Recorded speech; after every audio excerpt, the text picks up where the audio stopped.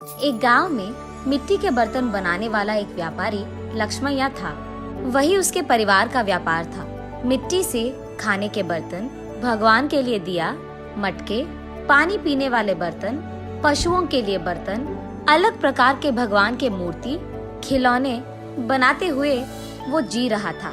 लाभ ना आने के बावजूद और उसके बीवी बच्चे के हमेशा ना कहने के बावजूद भी वो उसी व्यापार में भरोसा रखता था। अलग प्रकार के मिट्टी के बर्तन बनाते हुए वो उसी काम में निमग्न हो जाता था। लेकिन समय बदल गया है।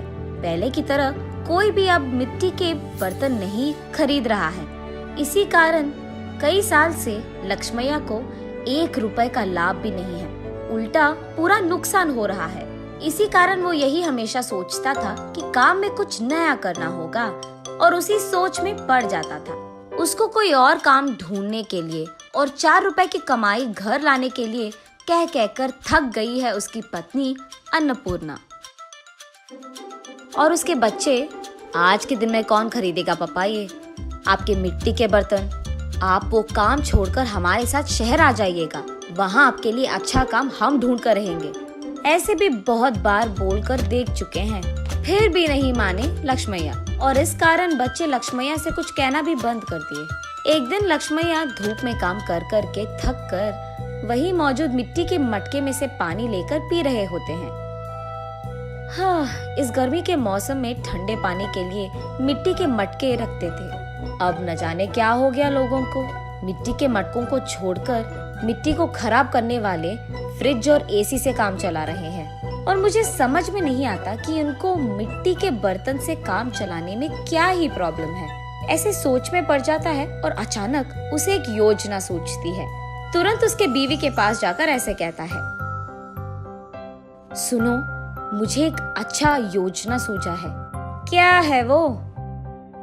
अगर हम मिट्टी से फ्रिज तैयार करें तो कैसे रहेगा? लगता है मिट्टी में काम कर करके आपका दिमाग भी मिट्टी का बन गया। अरे, ऐसे क्यों कह रही है?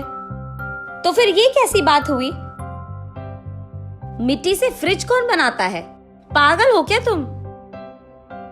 अरे, ये बेवकूफी की बात नहीं है। सोचो एक बार, मिट्टी के मटके में कुछ भी रखो तो ठंडा रहेगा ना। तो फिर अगर मिट्टी से हम फ्रिज बनाएंगे तो उसमें भी चीजें ठंडे ही रहेंगे ना। चलो आप यहाँ से, मेरी बात कब मानते हो वैसे भी। चलो जाओ तुम यहाँ से, जो करना है कर लो। ऐसे कहकर अन्नपूर्णा वहाँ से चली जाती है। अगले दिन लक्ष्मैया बहुत कोशिश करके एक छोटा सा मिट्टी का फ्रिज बनाता है। ऐसे ही कुछ फ्रिज तैयार करके उस गांव के बाजार में लेकर जाता है। वहाँ वो एक भीड़ को इकट्ठा करके, ये मिट्टी से बना हुआ गरीबों का फ्रिज है। इसमें पानी डालने से ये खूब चलता है। इसके अंदर रखे सारी चीजों को ठंडा रखता है। ये 2 परतों में रहता है और बीच में एक खाली जगह रहता है। उसी जगह को हमें पानी से भरना होगा। इसी कारण बाहर का तापमान न अंदर आएगा और अंदर का तापमान कम नहीं होगा। ऐसे वो उसके हाथों से बनाए हुआ मिट्टी का फ्रिज कैसे चलता है ये भीड़ को समझाता है। और क्योंकि उस भीड़ में से कुछ लोगों को ये बहुत अच्छा लगता है, वो लक्ष्मैया के पास फ्रिज को खरीद कर वहाँ से चले जाते हैं। बाकी फ्रिज को लेकर लक्ष्मैया घर पहुँचता है। उस दिन के कमाए हुए पैसों को उसके बीवी के हाथ में रखता है लक्ष्मैया। उन पैसों को देख आश्चर्यचकित होकर अन्नपूर्णा ऐसे कहती है, क्या इतने पैसे मिले आपको इस बार? आज गरीबों का फ्रिज कुछ बिक गए। बाप रे, ये सच है क्या? इसका मतलब तुम्हारे मिट्टी के फ्रिज को खरीदने वाले लोग भी हैं। चलो अच्छा है, कुछ तो आया हाथ में। इतने दिनों में कुछ पैसे तो घर लाए तुम। ये कहकर वो वहाँ से चली जाती है। ऐसे लक्ष्मैया उसके बाद कुछ और मिट्टी के फ्रिज को बनाकर बाजार लेकर जाता है।